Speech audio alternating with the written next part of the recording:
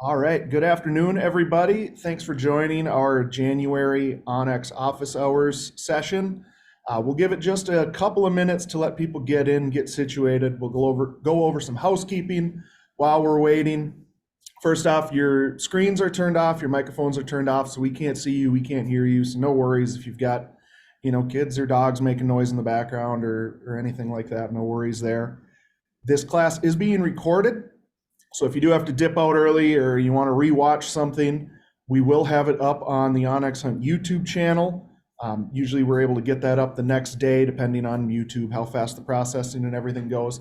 And we'll also send everybody who registered for this class an email with that video link. So if you're not able to find it on the YouTube channel for whatever reason, you'll get an email tomorrow afternoon with that link. And also, we are giving away some onX hats at the end of the class, so stick around. We'll post that link in the chat towards the end, giving away a handful of those for people kind of as a thank you for sticking with us the whole time.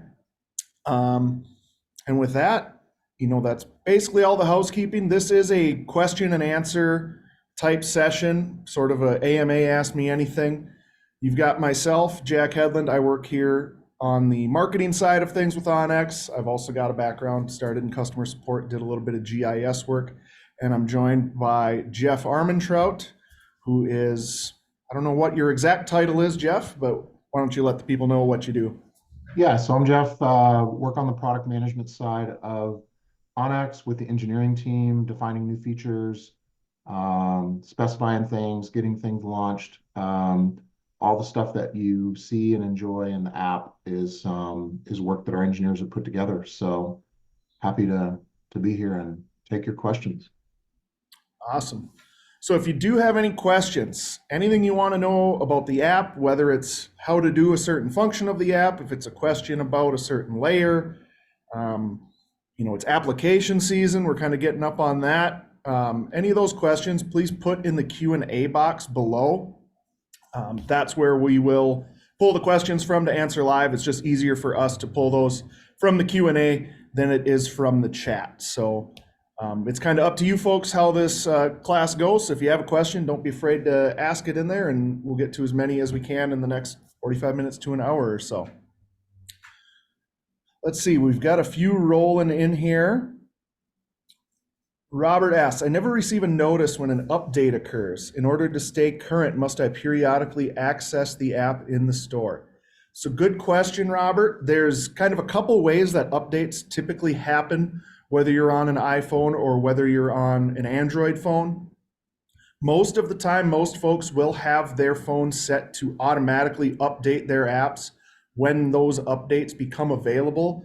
A lot of phones will have a setting where it will do it often at night, so it's not doing it in the middle of the day when you might need to use the app. And usually they say you have to be connected to Wi-Fi because they wouldn't want to, cause an overage on your data plan. So if you can have that set up in your phone to automatically update when the phone, it'll usually have the stipulation of something like connected to power and connected to Wi-Fi. That's how you can get those automatic updates. If you don't have it turned on that way, then you do have to go in and manually go into the Google Play Store or go into the iTunes App Store and manually do that update button. That's really kind of the two ways you get updates. We typically don't push a message out to people saying, hey, update your app, unless your app is really far out of date and it causes a performance issue.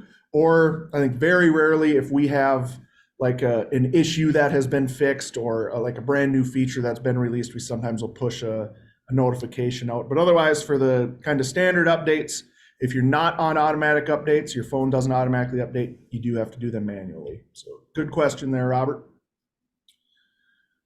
Randy asks, wondering why satellite image is not very clear. It is cloudy compared to other apps. Could be a couple things going on there, Randy. One, make sure you're, online and connected to either Wi-Fi or the cell tower. I've had it happen a couple times or I've seen it happen where cellular data gets turned off for the app and then it won't load. It could be, I'm guessing it's probably not a layer that's turned on, but I will mention that because we do run into that sometimes where people say, hey, I can't see the imagery. there's some weird coloration or something's obscuring it. Make sure you don't have a layer turned on. That could sometimes cause it. Beyond that, Jeff, anything on your side that you have seen that would cause imagery to be abnormally cloudy? No, we do have, I mean, depending on, I don't know, Randy, if you are an elite or a premium customer, but for elite customers, if that's you, we do have a couple different map options, imagery options for elites, one of which is recent imagery, where we update imagery nationwide every 2 weeks. That imagery is shot, because it's shot and processed in only 2 weeks, less than 2 weeks. It is at a lower resolution than our base maps that you turn on. So if you go into your app in the lower right hand corner, you will see the base map. We call it the base map selector button, but it's basically going to tell you whether you're in hybrid or topo or aerial view, and it'll have either a 2D or 3D on there, depending on which mode you're in. Underneath that, you'll be able to select between our regular base maps and our recent imagery. So check that. But otherwise, yeah, like Jack, I don't know. Um, I don't know what will be causing that. And if you do think it is a bug or something going on, I should have mentioned this at the start of the class. Our customer support team will take care of you. So if you could take a screenshot of what you're seeing and email it to help@onxmaps.com, they'll be able to take a look at it. Screenshots really help us out so that we can be sure we're looking at the same thing. And they'll take a look at that. That goes for, again, I should have mentioned at the beginning of the class, if you have questions pertaining to like your specific account, be it your billing, password reset, anything like that, send us an email, help@onxmaps.com. We just don't quite have the bandwidth in this class to pull up individual accounts to troubleshoot, a billing issue or something like that. But our customer support team's fantastic.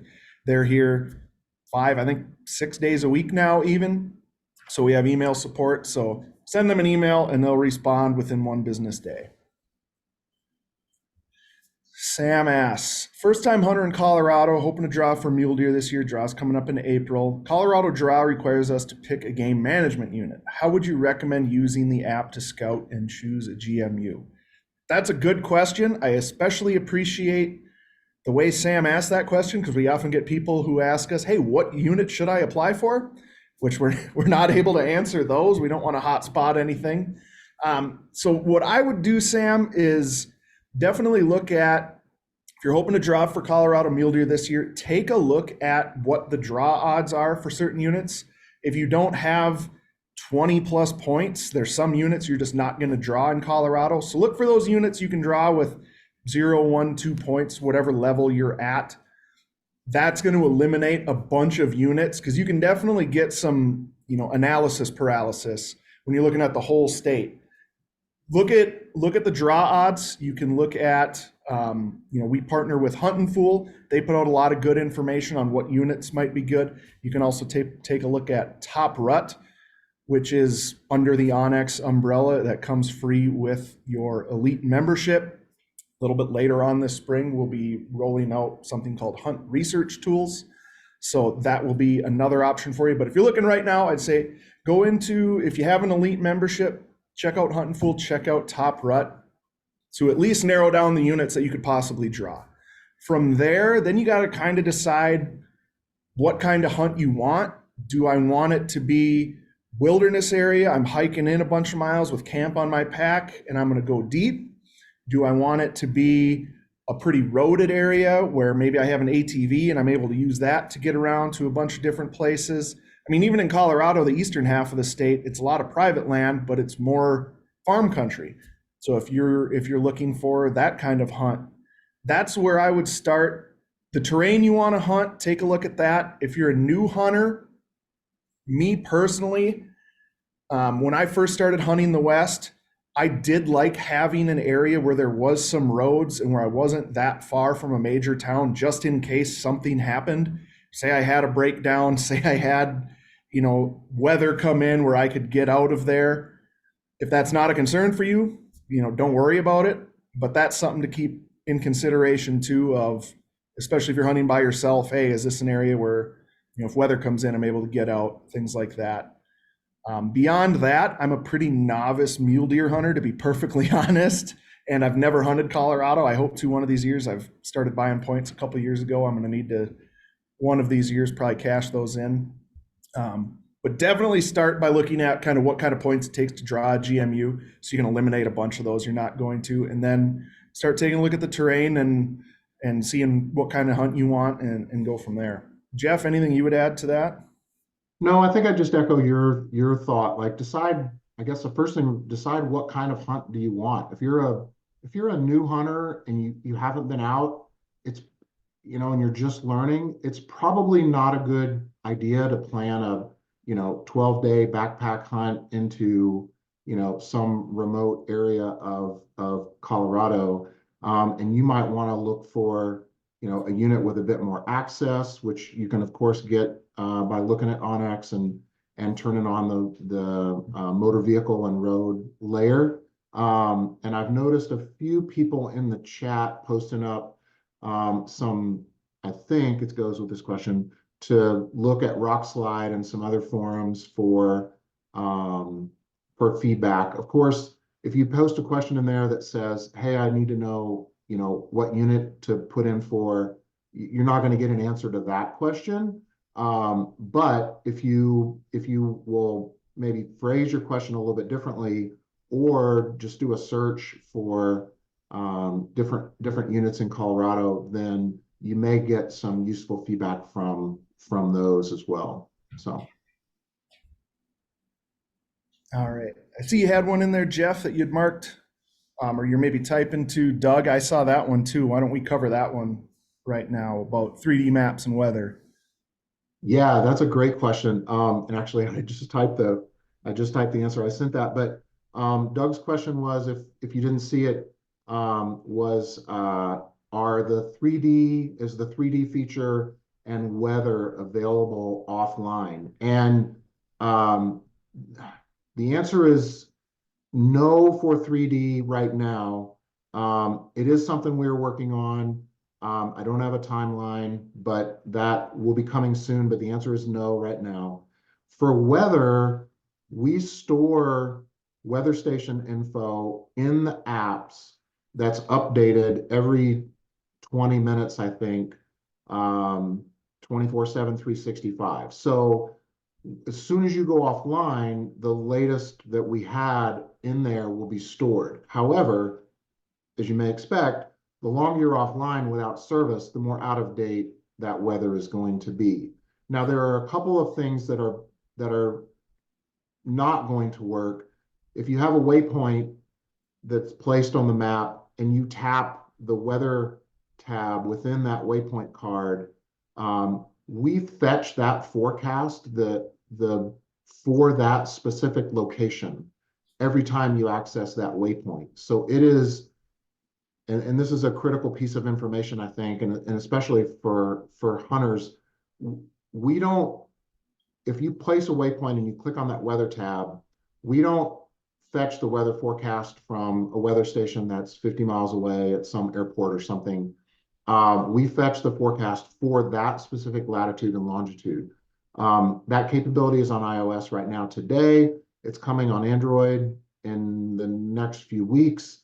So it's kind of a hyper local forecast. That feature, because it requires network access to fetch it the minute you ask for it, is not going to be present offline. So that will be a limitation. But as long as you have some service, we will fetch that forecast for you, and current conditions and whatnot, moon phases, all the things that you'll find in that weather card, in real time for that exact location. So that'll be something that'll be really good coming for everyone. Awesome. There's a couple questions in there that I think will be helped by me sharing my screen and showing the map. So let me pull that up here. The first one is Joe. Has onX ever considered adding a legal shooting hours feature? So I don't know that we'll ever have where we'll tell you what the legal shooting hours are for a given area, just because states are different. It might depend on species, where sometimes waterfowl is different than big game or something. But what we do have, and what I use all the time, is, let's say we go up here, I tap on the map, it pulls up the query card here, it tells you the land ownership, some of the things, if you use the app, you're familiar with seeing. Then I click over to the weather tab, and right there, it gives me the sunrise and sunset. So that's what I use, when I'm wondering, hey, is it legal shooting light yet? In Montana, big game is half hour before sunrise to half hour after sunset. So I know if I was deer hunting today that I could start shooting at 7:50 and I have to stop at 5:37. So that's what I do. I don't know that we'll ever have a specific, hey, these are the legal hours, because some states do it so differently, especially, if you're farther east or west, it changes. It just gets kind of complicated doing that. But for right now, just tap on the map, pull up that weather information, and you can see the sunrise, sunset there. Kurt asked, how do I pull up a specific hunting unit in Arizona? So I'm just going to run you through how to turn on the layers for Arizona and how to find a hunting unit. So I'm going to go down in the lower left-hand corner of my map, tap on Hunt Map Layers. You can see I currently have Minnesota and Montana turned on. I'm going to scroll down. I'm going to turn on Arizona. So I can see right now, there it is. I've got the private lands, the government lands, the GMUs turned on. I'm going to zoom out of my map. I'm going to zoom in on Arizona. And then those green lines are the units. As I zoom in a little closer, you see the numbers start to show up. So let's say I'm looking for, unit 13A, 13B. Just scroll the map around until you find the one that you need. So that's really, in my opinion, the best way to find a specific hunting unit. If you're looking for 37B, you can zoom in on it, and there you are. And then Jonathan asked, can you put in a coordinate and then go to that coordinate? Yes. So in the app, in the upper right-hand corner, there is a magnifying glass icon. It's above the weather in the upper right-hand corner there. You see it right below my battery indicator. So I tap on that. You want to make sure location is selected, and then you can type in your coordinates or copy and paste it if somebody texted them to you or you have them from another application or something like that. I'm just going to go, for example, here. It's best to type it in decimal format. So if you have it in UTM or you have it in degrees, minutes, seconds, there's a bunch of online converters where you can convert it to decimal. Your first number is going to be a positive number. If you put a negative in, that's going to put you in the southern hemisphere. Your second number has to start with a minus. If you do it as a plus, it's going to put you in the eastern hemisphere. So you're going to end up in Europe or Africa or Asia somewhere. So I'm just going to go, I'm going to hit search. There I have my results there. If I tap on that first one, it brings me to an area of South Dakota. And there we are. I had done that exact same spot previously and placed a waypoint there. So you just type the coordinates in, hit search, that'll bring you there. All right, I'm going to turn off sharing for now. We may come back to that. Let's see, Philip asked, is there any way to tell when a public road becomes private? Same with trails. I wish there was. There's not great data sets out there right now that will say this road's public, this road's private. We do have some roads labeled as private within the app. So if a road is labeled private, you can have pretty reasonable certainty that it is private. We get those, sometimes it's a landowner who provides us the proper documentation, says, hey, this road is, once it reaches my boundary, it's a private road. we go through and we check and do the research, and yep, this is private, so we mark it as private. If a road is not marked, that doesn't mean it isn't private. It just doesn't, it means we don't have the data to say one way or the other. So this is a case where you sometimes need to do some ground truthing. You may need to go to that location if you're scouting an area. I realize this isn't easy if you're not close to that area. Sometimes you do need to go there, and if it's behind a gate and there's no trespassing signs, that's a pretty good clue. You got to kind of use some of your context clues. You may be able to check with your county, because if it's a road that receives county maintenance, gets plowed, things like that, those are typically your public roads. The county's typically not taking care of private roads for landowners, things like that. So there is work being done right now. A few years ago, the MAP Land Act was passed through Congress, signed by the president, that provides funding for land management agencies like the BLM, U.S. Forest Service, Bureau of Reclamation, et cetera, to go in and digitize their paper records. Because a lot of times we found with roads, the record of whether a road is public or private is a paper record in a file cabinet in, like a field office somewhere. So that's being digitized right now. We've seen a lot of that data come in already. Of course, hasn't been completed yet. It's a years-long process. But as the years go on, there should be a pretty robust digital data set so that companies like onX and others will be able to pull that and tell this is public, this is private. So it's only going to get better from here. No.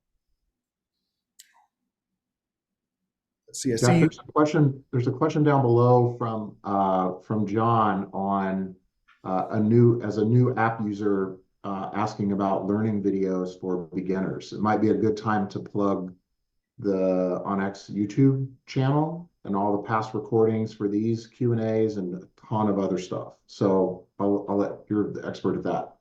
Yeah. So John, if you do go to YouTube, check out the onX Hunt channel. We have a playlist for masterclasses. So all of our previous masterclasses, we've been doing them for almost 2 years now. They get put up there. So we have a whole bunch of onX Hunt 101s up there. And I'll plug the 101s. We do an onX Hunt 101 masterclass. So it's your basic, here's how to get into the app. Here's how to get set up with all the major functions, get you out in the field using it. We do those once a month. We have one coming up next Tuesday.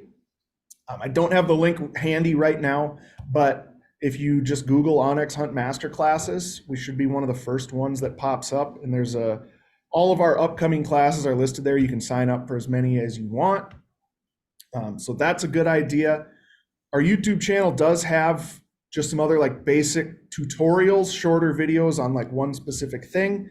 So that's a great learning resource, as well as our website. We have a ton of FAQs in our help center there. We have help articles and stuff. And worst comes to worst, shoot us an email, give us a call. Our customer support team's happy to help. If there's something that's just not making sense, you can't quite figure out, after watching some videos and reading some articles, if you're still having trouble, shoot them an email and they're happy to help.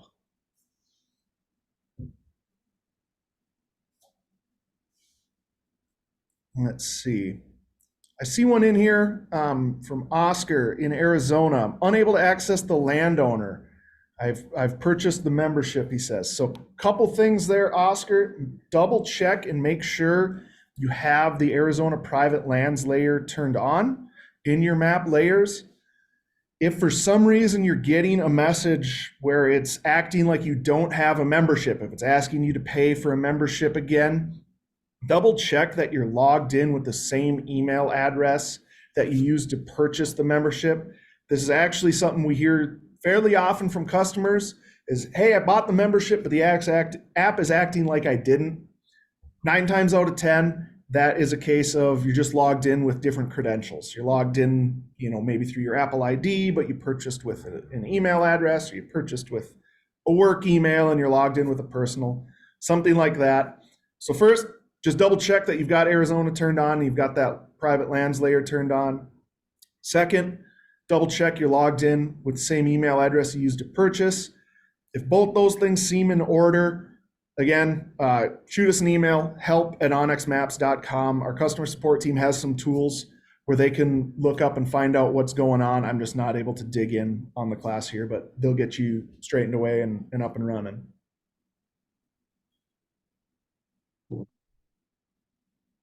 Chance asked about layers to find access points with checkerboard public and private.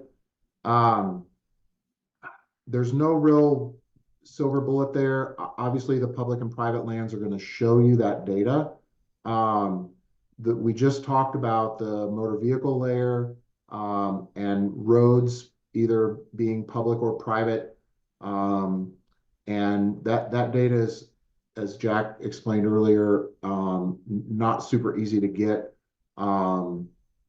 And so those are probably the two main ones.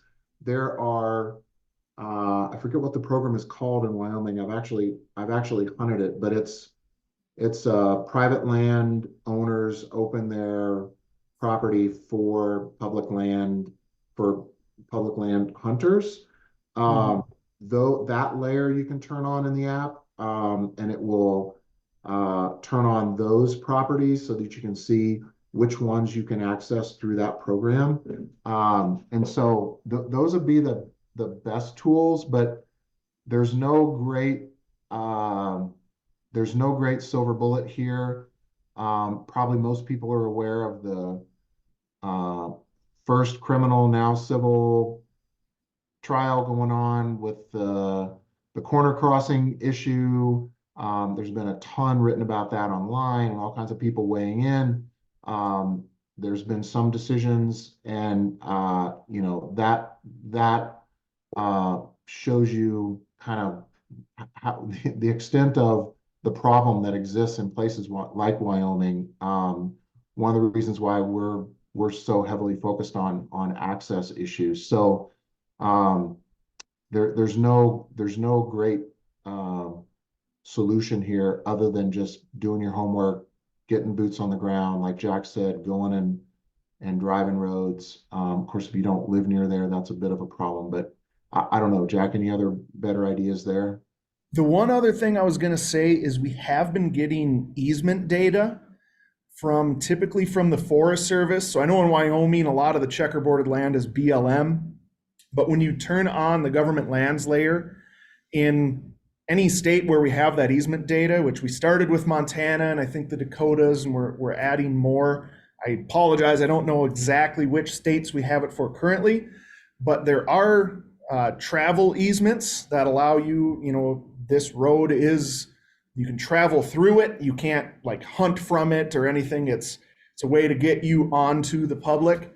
It's gonna look like it's like a yellow and green kind of border. It should be just kind of right over the road on the map. I was just looking as Jeff was talking to see if I could find an example in Wyoming. I can't find an easement right now, but that might be something that could get you into an area that otherwise appears checkerboarded. If there is an easement in place that allows for that travel, that would be another way to do that. Unfortunately, especially in Wyoming, especially that kind of southern, south central, southwestern, kind of along I-80 there where the railroad went through.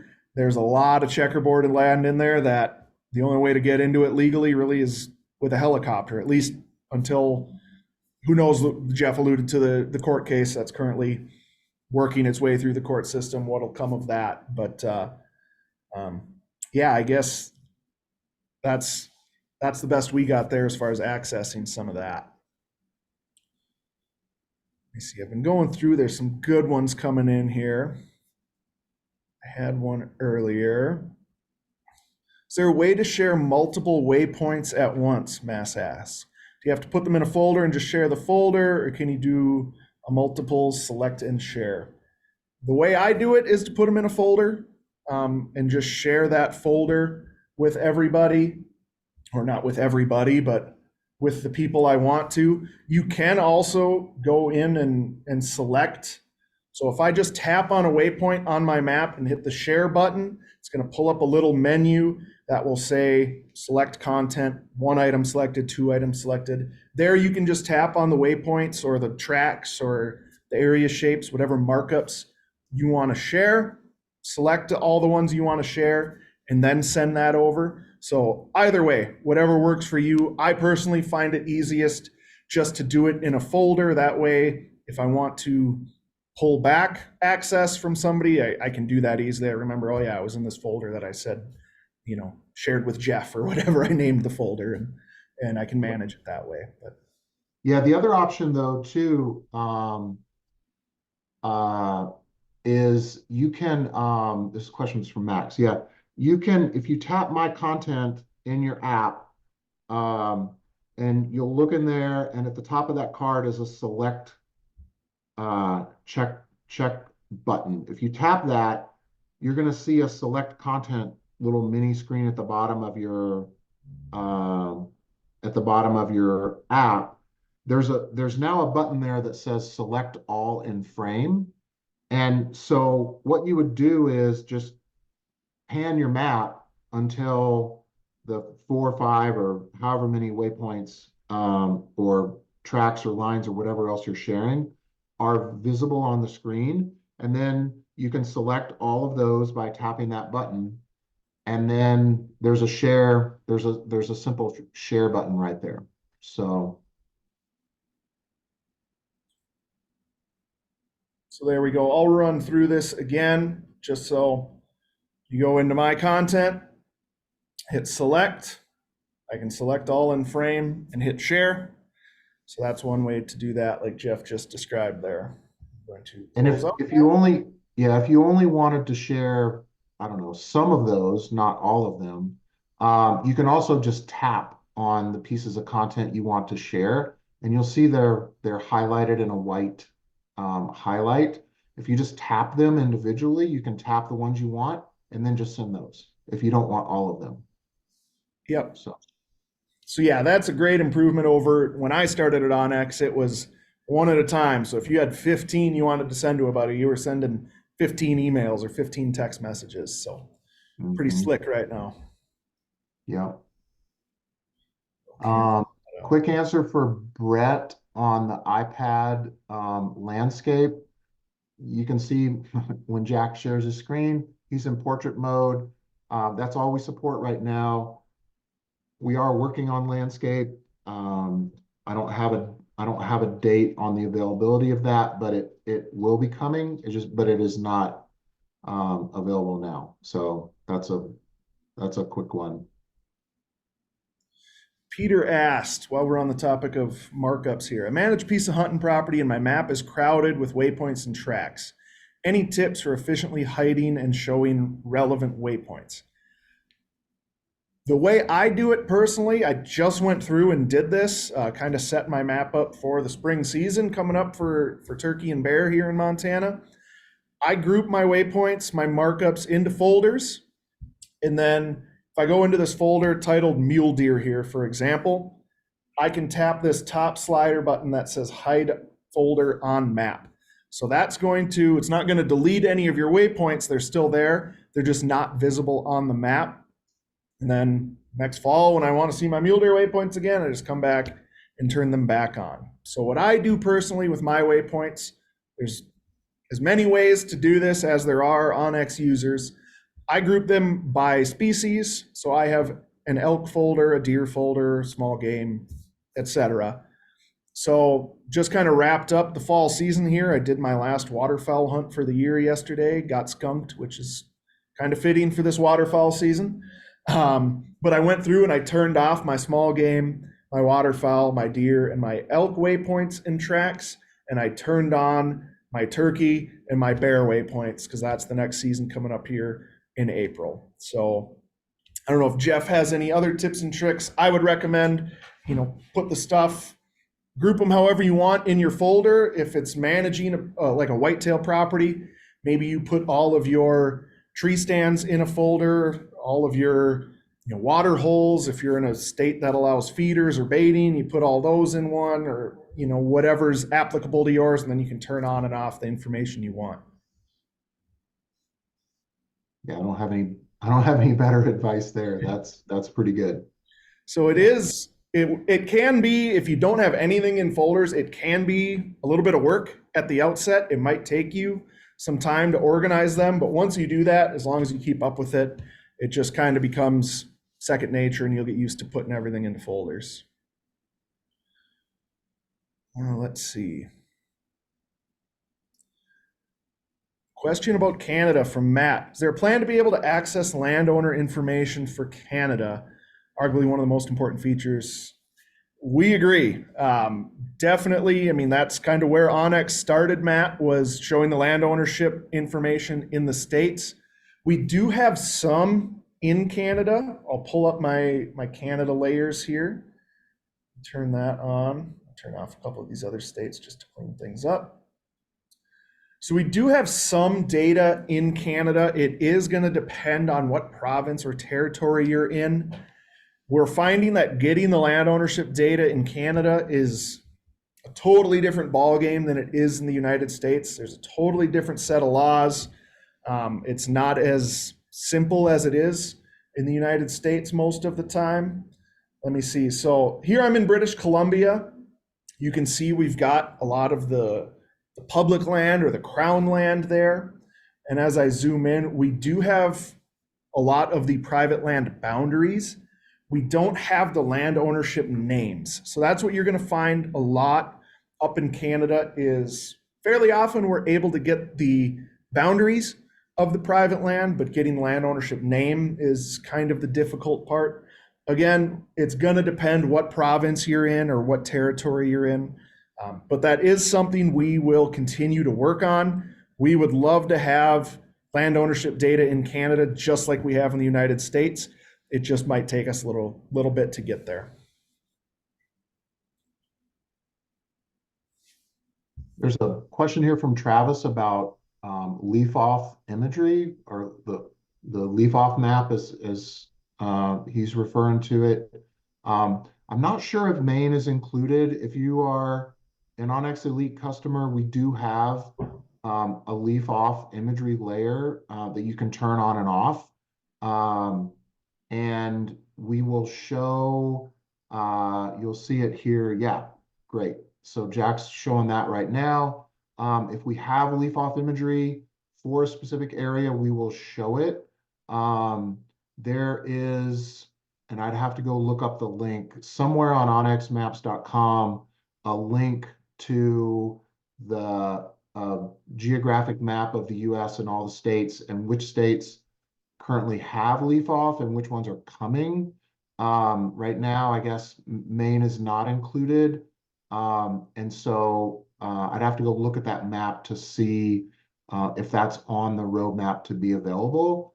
But I think we have 13 or 15 states right now on our way. I think there's about 30 states that where leaf off is actually applicable, and actually there's data available. So eventually we'll have all those, but sorry, right now Maine is not one of them. So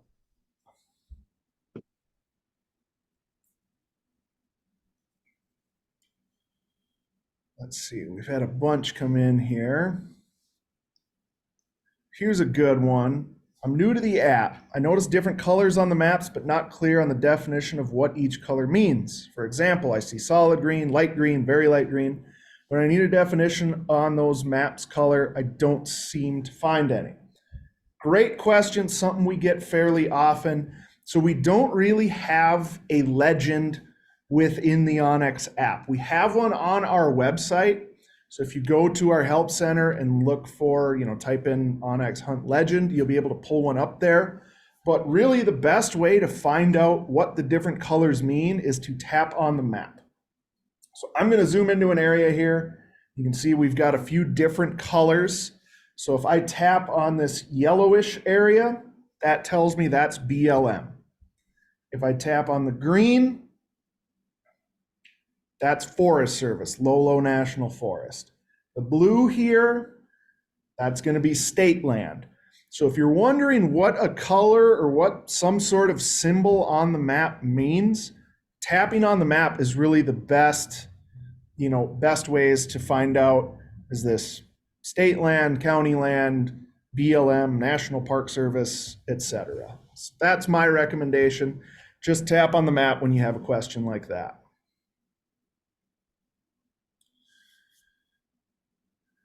And I don't know how many questions are here, Jack, but Mhm. we're not going to get through all these questions. No, yeah. Sorry in advance, folks. But yeah, we'll do our best. Maybe we can speed up a little bit. Yep. Since you have your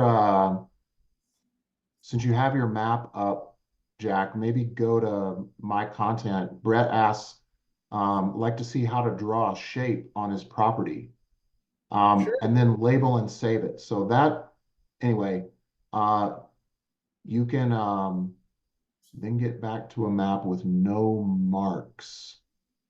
Trying to make burn zones and store them on my property.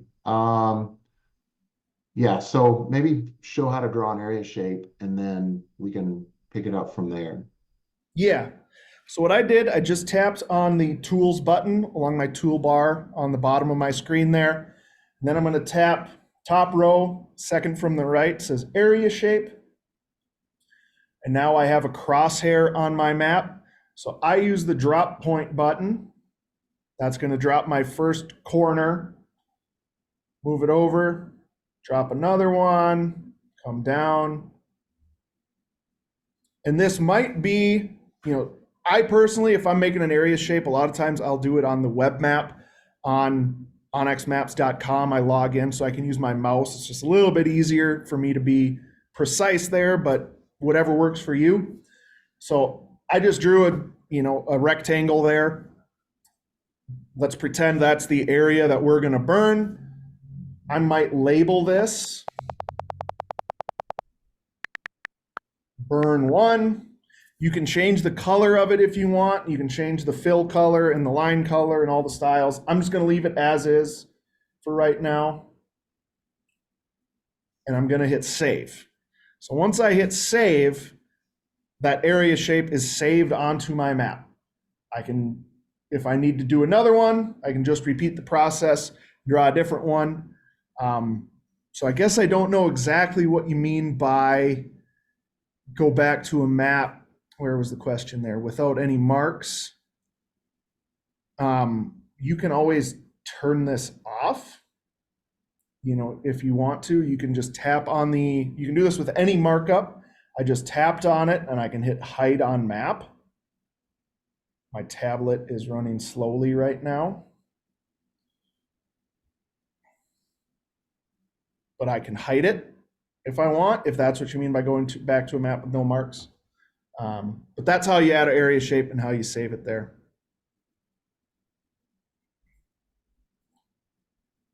Let's see. Like Jeff said, we've got 50 some questions that have been asked, and we only have about another 10-15 minutes here. So Yeah. sorry Maybe about that. Well, while you're in there, Jack, Jim has a question about how to share a track with another onX user. sure. Kind of went through that already, but maybe review that. Yep. So I don't have any tracks saved on this. This is just a test account I use in the office here.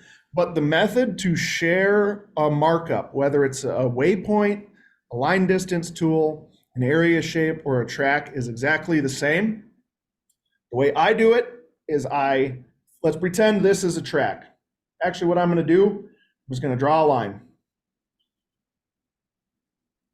All right, let's pretend this line is my track and I want to send that to somebody. I'm going to tap on it and I'm going to hit that share button down at the bottom. And then I'll hit share, and then that'll take me to where I can choose to text it to somebody or something like that. I'm going to just cancel this. The other way to share would be go into my content. If I scroll up, I can see, here's that line I just created at the bottom. I can tap on those ellipses on the right if my tablet case will allow me to. That one cuts it off. So I'm just going to tap on the line, the name down there, and hit share. And that's how you do that. Um, yeah, Reggie asked about the accuracy of the blue dot. This is a question we get a lot. Um, this is dependent on a lot of different factors. Um, the visibility your phone has toward all the satellites, which is going to be obstructed by maybe not for hunters, but buildings, but certainly trees, canyons, hills, all kinds of stuff. Um, and the accuracy that you can get from a commercial device today is on the order of, I think you can Google this as well. There's lots of answers out there in Google, is on the order of 5 meters, I think. And it may be that there are ways to improve that. So if you turn on our tracker, the tracker that Jack was just talking about, it will forces the app to request a more precise um, location position from the GPS inside the phone, and it can increase the accuracy that you will see on the blue dot. But again, this is dependent on your phone, the visibility of the sky. There's a whole bunch of other things there. Unfortunately, we don't have access to the military version of GPS, which is, on the order of inches so that they can, send missiles through windows or whatever they do. So it's just, it's something that, everybody that has any GPS sort of enabled app on a phone has to deal with. So I know that doesn't help a lot, but you can go Google that, and there's a lot of info out there on how accurate phone GPS it actually is. Unfortunately, we're limited by that. Yeah, you can see right now, I'm not sitting in the middle of Stevens Avenue in Missoula. I'm in our office just to the right of my blue dot. We've got a pretty severe winter storm kind of ripping through western Montana right now. I got to believe that's causing some issues with my location here. Yeah. There was a couple here I wanted to talk about. Brett asked, this should be a quick one. Can I pick a point on a map and it shows the coordinates? Yes. So I'm just going to tap on the map here. Boom, there's my coordinates. So you can tap anywhere on the map and it's going to pull up that query card where it tells you the land ownership information. There's your coordinates. If you want to copy and paste them, there you go. Another one while we're in the app, Steve asked, all right, so say I'm out in Nevada, I see an animal 1 to 2 miles out. How can I use onX to mark where I see that animal so when I start to hike in that direction, I don't get confused? Mhm. This is a perfect use for our new compass mode. Mhm. So what I'm gonna do is I'm gonna tap my location dot, my location button, I should say, in the lower right-hand corner. That's the one that looks kind of like a crosshair. You see it turned blue now. Tap it again. You see my map has rotated. So as I'm moving my tablet, you can see the map moves with it. So whatever direction the tablet's pointing is facing up. Hey, look, my location just got a little bit more accurate there. Now above the location button, above the base map button, there's a button now that looks like a compass. I'm going to tap that, and then I'm going to tap that rangefinder button down there. So let's pretend the animal is this direction, the way I have my tablet pointing. Let's say it's a couple miles out. I'm just sliding that red dot up to the top. And that's going to zoom my map out and extend, this line here. So let's say, hey, it's right here.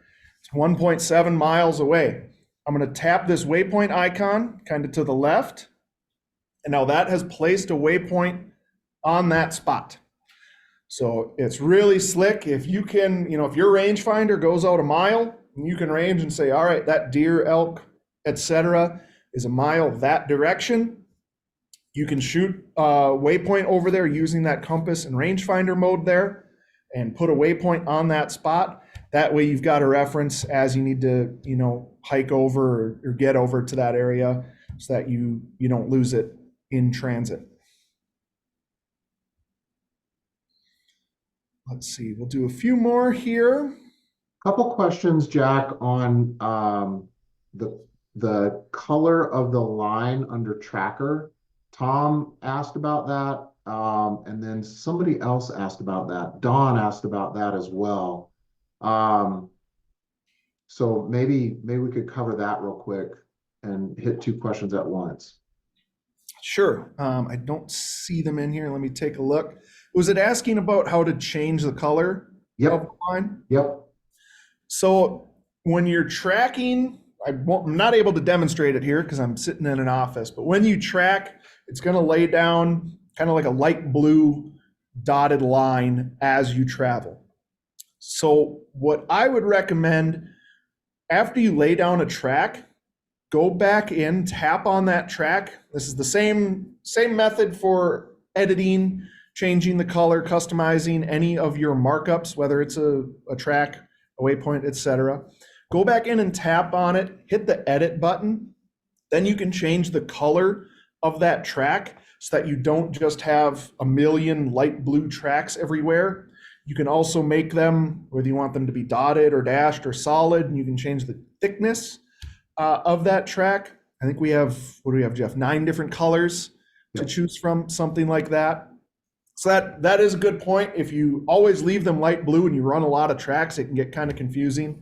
I would recommend, you can't change the color as you're tracking. That's kind of set. But after you save a track, you can go back in and change the color. So that's what I would do to try to avoid, some confusion. There's I guess Russell in I guess you're in Colorado, and there's quite a few questions about how often the maps are updated. And I guess there's a couple different pieces of that. There's our imagery, and then there's property ownership. And I think we have some questions on both of those. I'll speak to Russell's question first. Um, the elite plan, so you mentioned you have the basic plan. I assume that means premium for the state of Colorado. Does the elite plan offer newer satellite images, and how often are they updated? I alluded to this earlier. If you are an onX Elite customer, you do have access to a feature we call recent imagery, which is imagery that's updated every 2 weeks.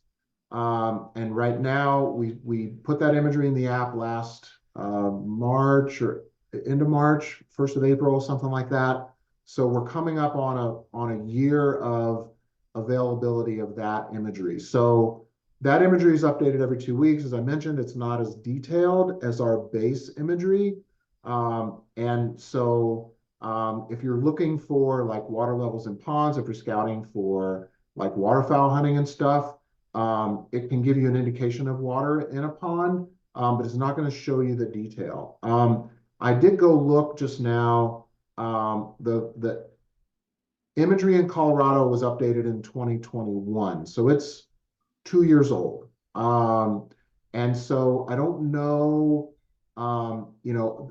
it's not going to show like real-time water levels varying. So for that, you probably would want the recent imagery. We do our best to keep the satellite imagery less than 3 years old. We recognize there's quite a few states now, about a dozen states where we're a bit older than that. We are going to take some steps here in Q1 and fix that problem. So that will be addressed. In terms of land ownership, that data, and Jack, you may be able to describe this better than me, jump in anytime, but that data we obtain mostly from the counties. So there's 3,500 odd counties in the United States. They all publish land ownership data, mainly for tax purposes, not for uses like ours, obviously. And so some of those counties are super up to date. They're electronic. They have feeds. They publish to us. It gets updated very, very regularly, sometimes once every 2 weeks. Other counties still do everything by paper. And there's a few counties that actually don't publish any data at all. I know there's a big hunk in Eastern Washington that is like this, Mhm. where they just don't publish data. And so if you look on onX, look on any app, you won't see ownership data for that county. And so there's quite a few of those around the country still. We're doing our best to keep that data updated. If the county does not have an auto publish set up electronically, then it can take us 6 months to update some of that data. Sometimes we try to update all of those counties that are not electronic once a quarter. That's sometimes not possible because they sometimes don't even publish their other data more often than that. So we do our best to keep that updated. We recognize, it's not going to show instant transfers of property. If you bought something last week, it's probably not going to have your name on it yet. But anyway, I hope that explains a little bit more about how that works. Jack, anything to add in Yeah, I there? was just going to say for context, a few years ago, I actually worked kind of on the data acquisition side of onX. And my job for a while there involved requesting checks from accounting to send to counties to get like a CD-ROM or a thumb drive. And they would mail a CD-ROM to us with, here's our property data. So, in cases like that, there's a lot of counties, like Jeff said, where it's, yep, here you go, here's an email, or it's available, publicly via download or something. But there's still a lot of counties that, they're doing it physically. And like Jeff said, it's Whitman County in Washington. I know that Yep, from my customer support days. I We couldn't always remember. got people, why don't you have Whitman County? There's a handful in South Dakota, North Dakota, UP and Michigan, New Mexico, mostly rural counties that it's typically a funding issue. They just don't have the ability to have like a robust GIS department of folks whose job it is to aggregate and maintain that data. But otherwise, yeah, Jeff, you did a good job of explaining how we do those updates. Yep. There was a couple questions in there about how to save an offline map. So I want to run through that real quick. I'm going to go share again here. While I'm pulling that up, I did drop the giveaway link in the chat. So if you guys, while I'm pulling this up, you want to go over there and get entered to win, we're giving away a handful of onX hats. I'll send an email out to the winners tomorrow and get those hats mailed out. So make sure you do that before we shut this down today. But question about saving an offline map. Here I am within the app. I'm just going to go west of town here. And what you want to do is get the map kind of generally in the area that you want to save for when you don't have service. Lower left-hand corner, tap that offline maps button. That's going to pull up a menu. At the top of that menu is a red or orange button that says new map. Now that is going to pull up this red box. Whatever's within that box is what is going to be saved. Okay, so you can kind of move the map around a little bit still, get it set just how you want it. You can choose different sizes. So there's low, medium, and high. That's referring to the imagery resolution. Medium is chosen by default, and personally, that's what I use 9 out of 10 times.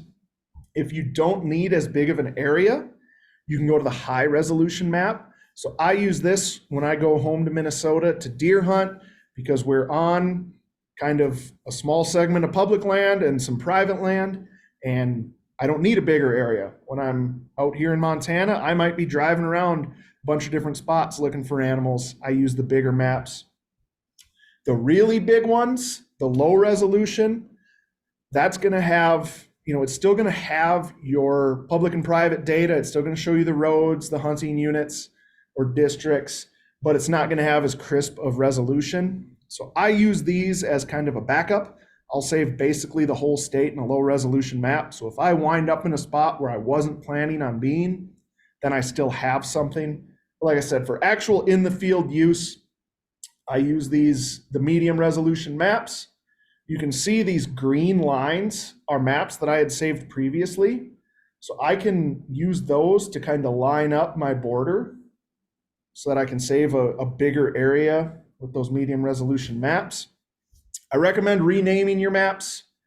I'm just going to name this one test for right now. That way, as you save a bunch of maps, you know what you have. Personally, I name them after, might be a nearby town, it might be a landmark, it might be, Northwest Montana or whatever, just so I know where I have the map saved. Then I hit the save button. That's really all there is to it. You go in, select the area, hit new map, hit the save button. And then once that finishes downloading, you can see it's at 17%, 18% right now. Once that finishes downloading, I'm good to go when I go out in the field. There was one more in here I wanted to get to.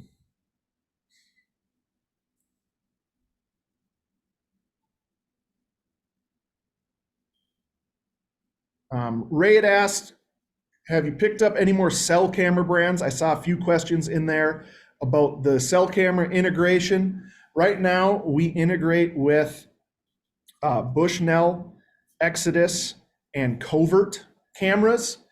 We haven't added any new ones since this fall when we came up with those original 3. We are working to add more. We're not going to stop at those 3. Of course, companies got to want to work with us, but we want to work with everybody. We want to integrate with as many brands as we can so that as many people can use that feature within the onX app.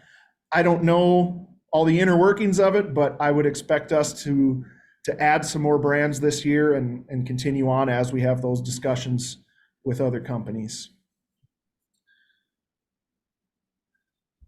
Let's see. Jeff's probably going to laugh at this one, but I can't help myself. We do have a question on Android Auto, Jeff. Of course we do. I know it's been frustrating. It's been frustrating for us as well. But there is good news on the horizon if you are an Android app user and your vehicle supports Android Auto. So I've mentioned dates in previous webinars, and you can probably go back and look at those, and I have egg on my face from that. So I won't mention a date, but I will say that it is coming very soon. We have finally gotten through a bunch of issues with Google approving the app, and everything looks really good. We did deliberately hold that off from our hunt customers and used Off-Road, the onX Off-Road app, as a way to test out some things we were trying in Android Auto that we didn't want to expose to everyone. So we've got all that behind us, and you will see that very soon. So hopefully this is the last webinar where I have to eat crow and admit that we haven't gotten that out as quickly as we should have. So I do apologize for that. Awesome. So Android folks, there's light at the end of the tunnel. We should have it for you soon. And with that, I've posted the giveaway link in the chat one more time. So if you're interested in winning an onX hat, go there to get entered. I apologize to everybody whose questions we couldn't get to. Looks like we had about 80 or so questions today. We do these pretty much on a monthly cadence. So tune back in. If there was a question we couldn't get to, again, send us an email, help@onxmaps.com. Our customer support team is fantastic, and they'll be able to walk you through any lingering questions that you have. I do see one here from Adam. He asked if that's a helipad on top of our office. That X you see there is not a helipad. It's just a couple of years ago, our founder, Eric Siegfried, went up there with some tape and a paint roller and painted the onX logo on top of the office here in Missoula. So, and with that, I think I'll say goodnight to everybody. Jeff, thanks for joining me, and we'll catch everybody on the next one.